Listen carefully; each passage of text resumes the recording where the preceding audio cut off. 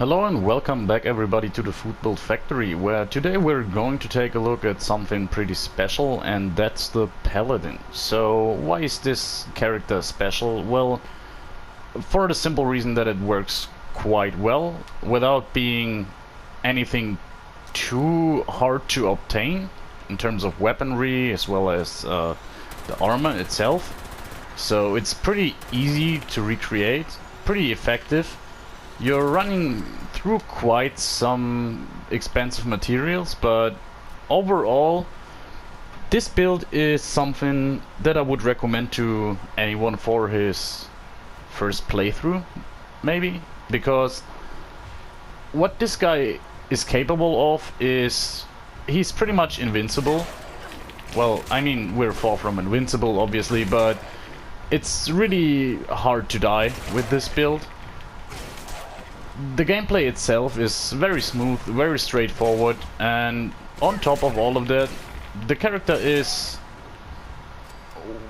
feeling quite well. And the most special thing about it is that, similar to the Appalachian Alpha that we showed off, like, I think it was 2 weeks ago, maybe it was only one, I'm not so sure, but this build completely lives without mutations. So even though it's not hard to argument that a Brotherhood faction this early on in the timeline, meaning just slightly after the war, would probably not already have developed such high...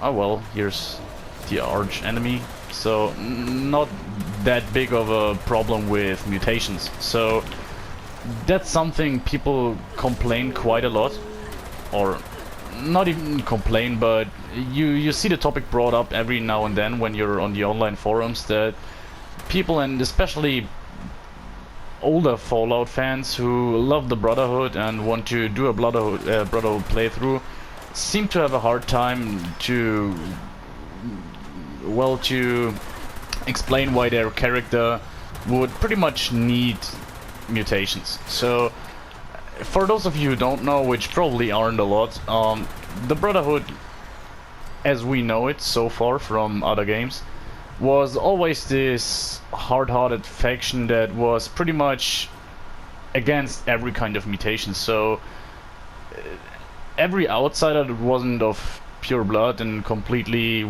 from within their ranks was seen as a mutant from their perspective. And even though they were sometimes really nice to random wastelanders and such, they, for example, they view even the intelligence ghouls that you see pretty often in the game as pure abominations. And this radical belief made it so that the Brotherhood really gained a kind of a bad reputation for other players. So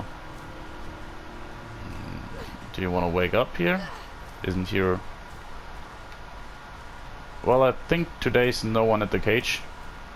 Sorry to stop, but something I wanted to check. Well, no, you can't build in here. So, back to the topic. Yeah, it's kind of hard to canonize in your head how your character would be a die-hard Brotherhood character, but also being mutated as hell, because, I mean, it's pretty obvious, but in Fallout 76 you very, very rarely see someone without mutations, for the simple reason that I get that Bethesda planned them to be these kind of traits, as you know it from older RPGs. So kind of perks that have negatives to them.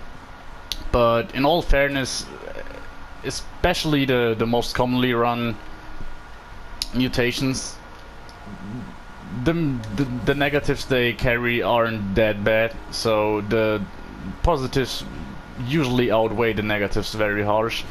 And also, with only 3 perk points, you can use starch genes and pretty much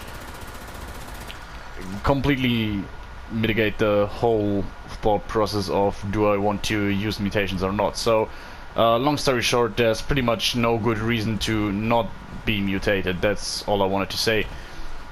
So why are we running around without any mutations? Well, for two reasons. The first reason is for a role-playing aspect, meaning you purposely put yourself into a, well, lackluster position, let's say it that way. So you purposefully give yourself negatives to your character, which make it feel more unique when you play. Obviously, you're in a big disadvantage compared to other players who do use mutations. For example, Speed Demon, Adrenal Reaction, those are mutations that pretty much always benefit you, but we can live without them simply because the build uses, well, I won't say the best weapon class in the game so far, but definitely one of the best, and that's Power Armor Heavy Gunners. So, for those of you who don't know, Power Armor Heavy Gunners are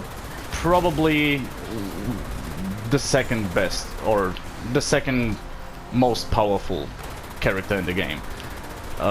The first one being Bloody Stealth Commandos, or Stealth Commandos in general. But as you can see here, even though we're not taking the Scorch Beast down with ease, we barely suffer any consequences. We have barely lost any of our health. The fight went pretty quickly. We also have the utility that within a few seconds we can cripple the Scorch Beast to a point where its wings are both crippled and it's forced to land, which makes the fight way easier, simply because, well, first and foremost, you're hitting the enemy better. Secondly, the enemy is in closer range, or better said, you can get into closer range easier. And the third point is that I'm not entirely sure if this is true, but it sure as hell feels like it, that Scorch Beast, and that includes the Scorch Beast Queen, do take more damage once they are on the ground. It's more noticeable with certain weapons. So a common theory is that this is simply because they are in range of your weapon, but I feel like when I'm fighting enemies with this here Gatling laser, I tend to not get out of range, and even if I am, I do still do fairly high amounts of damage. But, well, anyways, you saw how the fight turned out.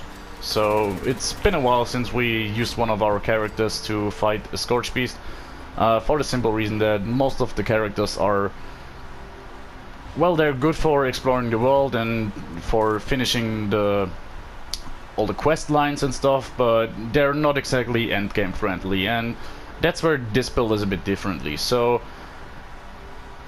it's powerful as it is, powerful enough to participate in every event. It's still not enough to solo the Scorch Beast Queen or any of the endgame bosses, but you sure as hell do well. So you can easily help out in a Scorch Beast Queen fight. You shouldn't have any problem there. To get the loot, for those of you who don't know, you need to get a certain threshold of damage in on the Scorch Beast Queen or the Wendigo Colossus in order to get loot from them. And, well, that's not a problem at all with this character. And our damage comes from two big contributors. The first one is that our weapon itself is, or both of our weapons that we're using are fairly efficient, meaning that we're using an instigating super sledge in order to kill slower mobs. Like, I can show that off here. Okay, this guy wasn't exactly at full health. He had a slight bit of damage to it, so I couldn't really make use of the instigating effect, but coupled with our fast swing speed, we can really pull off a lot of shots. We're not invested into melee at all. Well, not at all. We do have one perk that helps us with melee damage, and that's the Martial Artist perk, you know, the one that gives us faster swing speed. But we're not invested in terms of damage, so we're purely taking our whole damage out of the instigating effect of the weapon, which means that if we're attacking an enemy with full health, we're dealing double damage on the initial hit, which is massive. So double damage from a super sledge pretty much insta kills all ghouls with a power attack, and that's what you want to do. By the way, you always want to power attack. The weapon has swing speed too, so we can really pull off power attacks quickly behind each other. So as you can see here, it really makes you feel like a paladin too. And our main weapon, which we're going to use most of the time, is this here furious faster fire rate Gatling laser. So one thing to note here is that I didn't have a good ultra sight Gatling laser. I mean, I do have one, but it's bloodied, and I really didn't want to do a bloodied build here. Usually the ultra sight Gatling lasers do more damage, base damage than the regular ones, and I think they even have a bit higher fire rate, but I'm not quite sure on that. Well, anyways, it's definitely the more effective weapon, but with the furious effect, our Gatling laser definitely is powerful enough to keep up with everything that's thrown at us. So here you will see the super sledge in action. We're basically always using power attacks, but once we run out of AP, we're doing a few normal attacks in the meantime until our AP bar refreshes, and it's enough for level 60 ghouls. It's just not enough for the level 75 ones.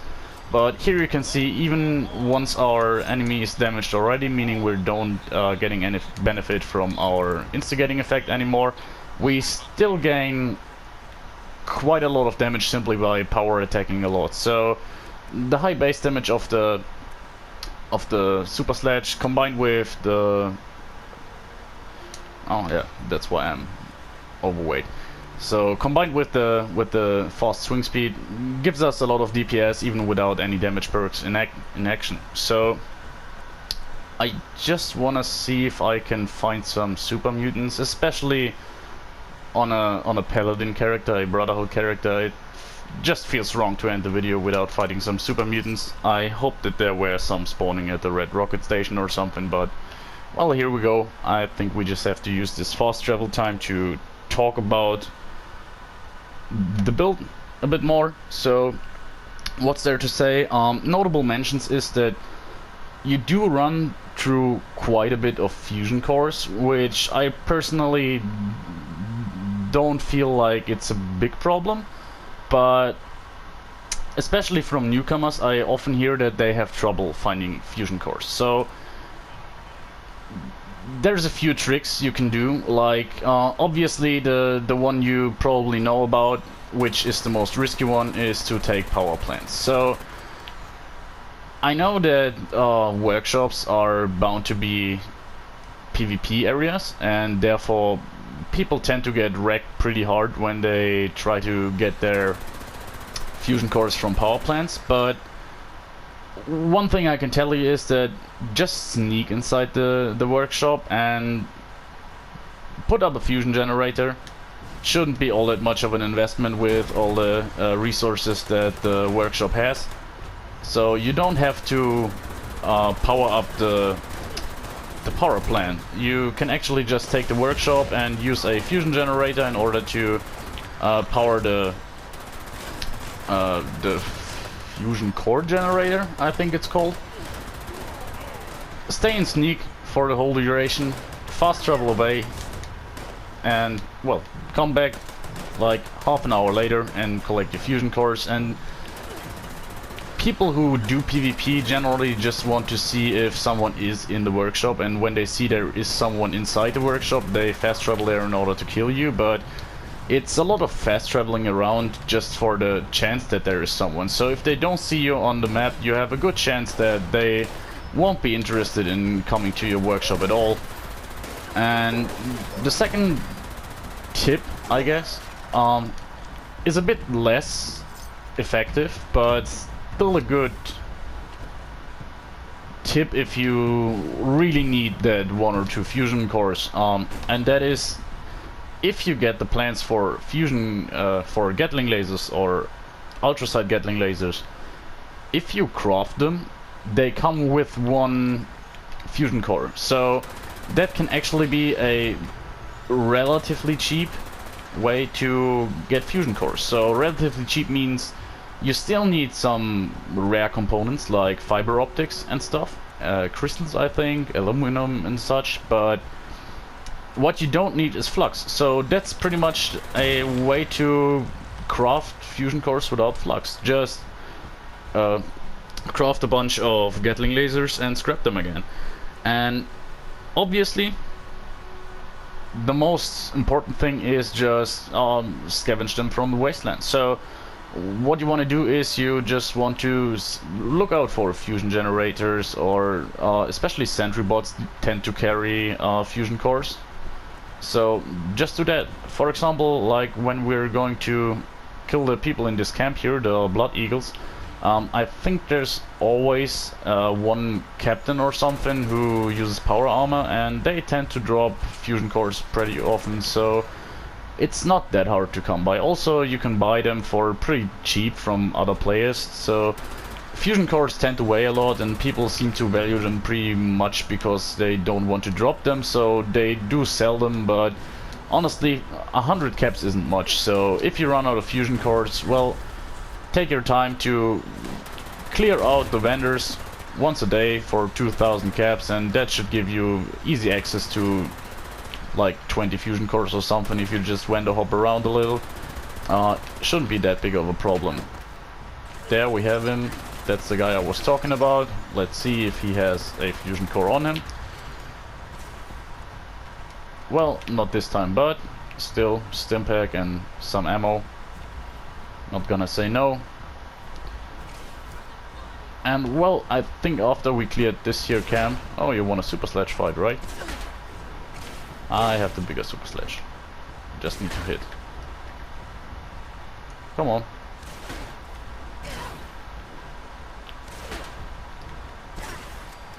Well, barely survived here. By the way, you pretty much never have to bother to take a stimpack for yourself. So you do have two ways to get stimpaks automatically, which is the medic's pump on your torso and the Born Survivor perk in agility that gives you one. So for those of you who know the game a little better, they will already tell like, how can I have a medic's pump and a jetpack? Well, those people who recognize the problem, which is that both mods are for the torso and power armors, will probably also know how this is possible to have both. Well, back in the days, like I think it's about half a year ago or something, you could actually put the Jetpack Modification on limbs for ultrasight power armor. So what I do carry with me here is a, let's see, I think it's an arm. Yeah, it's an ultrasight power armor arm piece with a jetpack. So these things are technically legacy nowadays. I think there was kind of a way to do it with the Secret Service power armor, but I'm not quite sure. Well, anyways, doesn't really matter. I mean, if you want to recreate the build and don't have access to such an arm piece or leg piece, obviously just use the jetpack on your torso.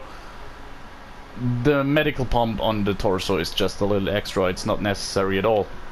Well, as we are at the topic here, in terms of armor, it's nothing special, obviously. I mean, the most special thing I already told you at this moment with the jetpack arm, but you have two calibrated legs, which you have to grind for, but sooner or later you get the plans, or otherwise just ask someone to craft it for you. A lot of higher level players have unlocked the ability and will do it for a little price or something. It shouldn't be that hard to get someone to mod your legs. In terms of the arm, well, obviously one has a jetpack, but in a perfect world, if you have the jetpack on your torso, you would use the optimized bracers 2 times, so you do have less of a cost to your power attacks if you're using your sledgehammer, your super sledge.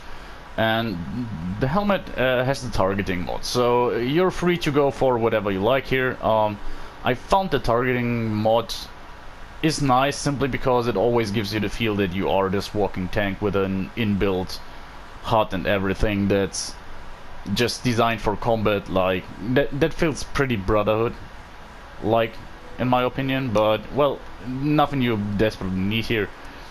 Anyways, onto our weapons. Here you can see it again. As I told you, it's a furious, faster fire rate Gatling laser with reduced weight. So if you're new to the game, you might probably think that the combination of furious and faster fire rate would be horrendously pricey, so that this would be one of the most expensive weapons in the game, but honestly, it's not that well regarded. Furious generally tends to be priced relatively low compared to others, simply because it maxes out at, I think it's 50% extra damage with 5% extra damage per hit. So first and foremost, after the recent patch, it's not going to stack up to 50 exactly because it's additive, so it's more likely something like 20% of your weapon or something. It's hard to tell, but you still definitely see the difference. And another thing is that people say like, oh yeah, there's such an abundance of perks that can give you the exact buff from the first shot on. So yeah, obviously a Junkies or a Berserkers one, well, I mean Berserkers is garbage, but you know what I'm talking about, would give you the buff from the first shot on, but especially with faster fire rate, you're filling your furious effect so fast that 10 shots with the Gatling laser is nothing. You carry, with our setup, with the power user perk, you're carrying 1,000 shots with each fusion core, so 10 shots is nothing. You get there within a second or something. It's really no problem at all. Well, let's get on here. 90% reduced weight is always nice. So if you wonder, this thing cost me, I think it was 3.5k caps in a player vendor. So you need a bit of luck, obviously, but especially if you're looking for a 1-star Furious one or something, it would work exactly the same with a slight difference to your DPS, but would be dirt cheap. Most people would script it. Like, you get something like this. Other Gatling lasers that would work exceptionally well were anti-armor and vampires, for example. Like, as I always tell you, obviously Junkies and Bloodied would perform better if you have the build for it, but Furious, anti-armor and vampires just work without any work put into the build. So you can just put the weapon up and it works perfectly fine. Anyways, enough talk about this here Gatling laser. This was a bit much information, probably. Onto this weapon here, an instigating swing speed super sledge. Swing speed obviously nice here, simply so we can take on more ghouls at a time, but honestly just an instigating one. The instigating effect is necessary in order to use it without any perk investments, but swing speed is just a nice bonus, so it lets you deal with hordes a bit quicker, but it wouldn't you have the tankiness to get away with being hit all the time. It's no problem at all, so just keep a lookout for a 1-star instigating super sledge and then upgrade from therewards. So that was weapons and apparel. Onto our effects. So you can see I'm not talking bullshit or anything. We're running without any mutations, which is no problem at all. I mean, the only mutations that would benefit us in this particular occasion are Speed Demon to run a bit faster and reload our Gatling laser a bit faster, but with our perks we already reload our Gatling laser pretty fast, and we only have to do it every 1,000 shots. So, and even if we have to reload, we are very tanky, so there's not a lot of enemies who could take us down within the time we are reloading, so it's not that necessary. As for the running speed, it's nice to have, but honestly the low running speed kind of brings home this. I mean, we're over encumbered, so I can run at the moment, but the slow movement really adds to the character, as stupid as it sounds, because it's just a disadvantage, but you really feel more like this walking tank, and you don't have to move fast, you don't have to get out of the way or anything. That's pretty much it. Then another mutation that's always beneficial is Marsupial, and we cover this by just having a jetpack on. It feels like something the Brotherhood would do to overcome or to be on par with mutants and such by just using technology. So while we are not having a lot of AP, the small burst from the jetpack is enough to completely, yeah, it completely mitigates our use for Marsupial. So we can do everything others could do. Obviously, if you have Marsupial, you can start off with a higher jump and can fly even further, but you rarely need to use that. So the jetpack mostly is used to just traverse the terrain a bit faster. Well, that's it for Marsupial. And the other thing I can think of is Adrenal Reaction, which is always useful, but on this occasion we're rarely below 50% health. So if we are in situations where we are getting into trouble a lot, and then it doesn't take long for us to reach 20 HP, 20% HP. Both of our stim perks proc, combined with one rank of first aid, we're filling our HP bar completely with 2 stim packs. So there's no benefit from Adrenal Reaction really. Well, anything at all enough here. We're now talking about the perks. This video is already getting pretty long, I feel. So full strength with 15 here, Master Heavy Gunner, and Expert Heavy Gunner, Lock and Load for faster reload, and Martial Artist here. So this depends on what you're doing. If you tend to carry a lot of heavy weapons, obviously bare arms is more beneficial to you, but I decided to go for Martial Artist as the reduced weight to our Super Sledge might not be as beneficial as the bare arms mutation would have been to our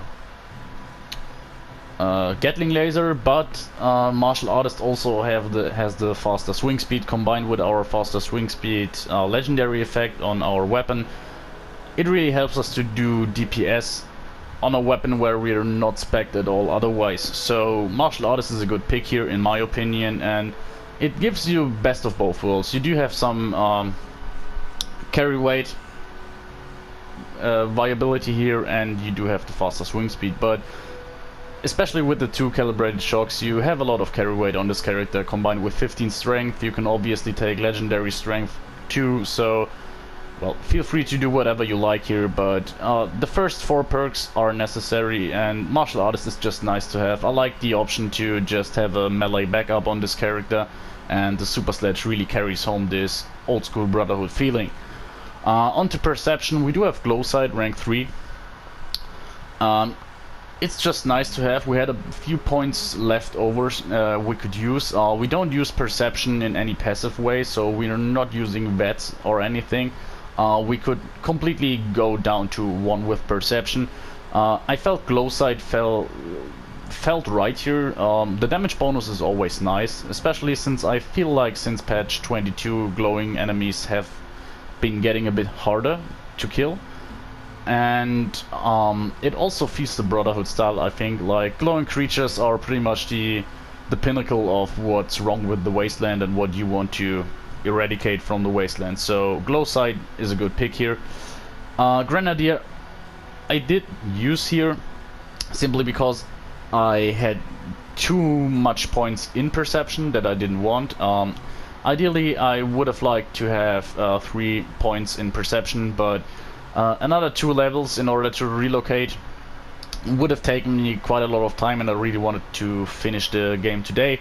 And what I would have done is I would have put those 2 points into Intelligence and used Gunsmith rank 5 instead of Gunsmith rank 3. So everything that would have changed for the build for this video is that I would have gotten slightly more XP per kill, and our weapon would have degraded slightly less. So I decided to just do the video simply because you won't see a difference. But as a note here, the plan was to go for 15 intelligence and 3 perception.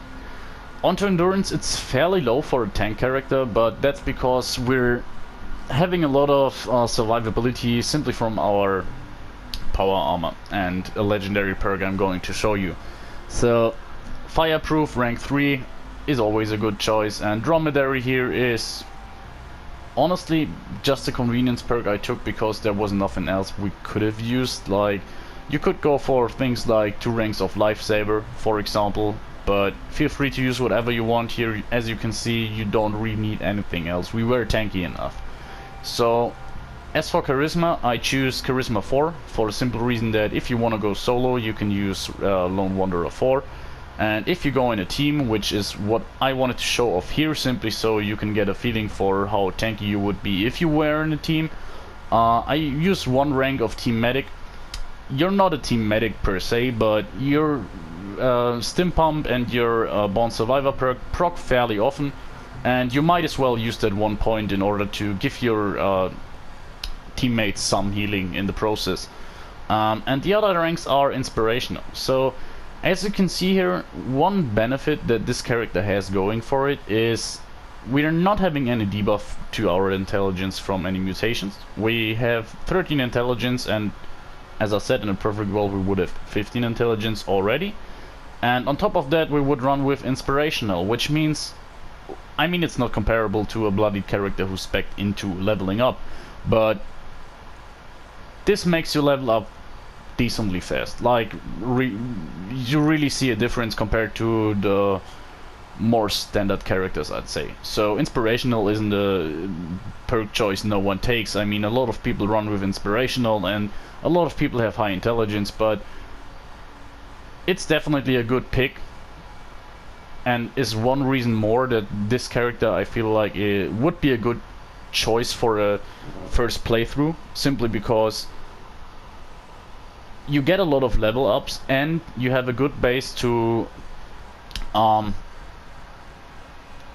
get into another build if you like. So especially with heavy guns, I feel Junkies is exceptionally well, works exceptionally well, and would be no problem at all. You just need better equipment and some addictions, but otherwise you can completely leave the character as it is.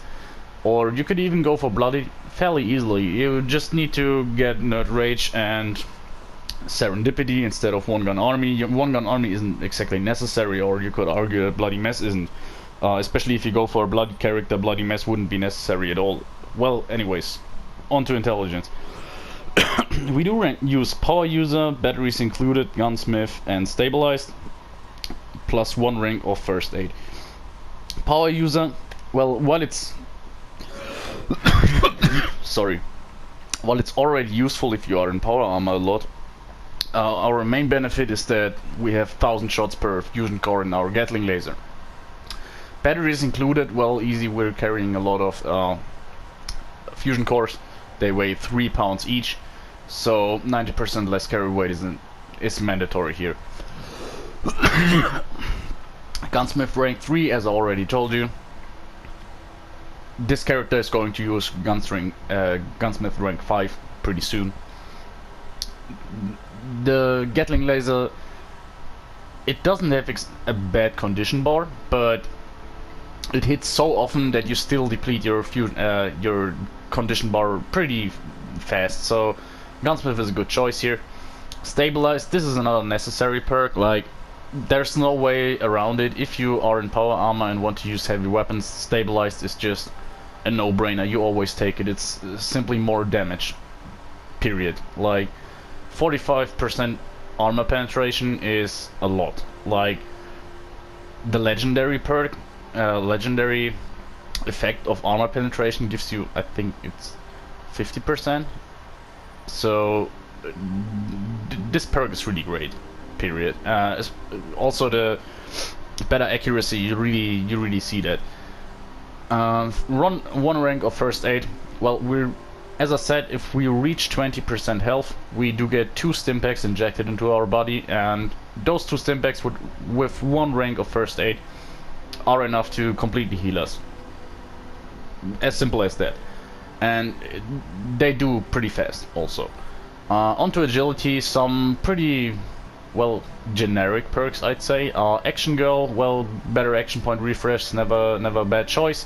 One rank of Born Survivor, as I said, combined with the medic pump on our power armor. And here we do have adrenaline rank 3. So since the damage nerf from patch 22, people debate back and forth if adrenaline is worth it or not. The thing is, we simply don't need anything else here in agility, so it's just nice to have, and especially on a heavy gunner or on a melee gunner, we aren't shy of hordes, so we often find ourselves in situations where we kill a lot of enemies in a few times, and especially with weapons that are using a lot of shots, like fast firing, low damage weapons like the Gatling laser, you really notice more of a difference than if you would use something that one-shots anything anyways. So adrenaline is a good pick in my opinion, especially on this character here. Same goes for Bloody Mess and Luck. While it's not what it used to be, and the 15% damage bonus isn't a lot, I mean, we can show it off here. Let's take our Gatling laser here. We do 44 damage with Bloody Mess, and if we take it off, we're doing 40. So it's not a lot, it's only 4 damage, but that's still something, you know. It's by far not 15% anymore, but better than nothing. And since we don't need serendipity or anything, Bloody Mess isn't a bad choice in this occasion. So one gun army, this one is very effective on a fast firing heavy gun, so it gives you a chance to cripple an enemy, and while 12% chance to stagger or cripple isn't a lot, keep in mind how fast we were firing. So we have 1,000 shots in our fusion core, so there are more than 1 or 2 shots that are going to stagger or cripple our enemy. Easy as that. And the last thing we do have here is Luck of the Draw.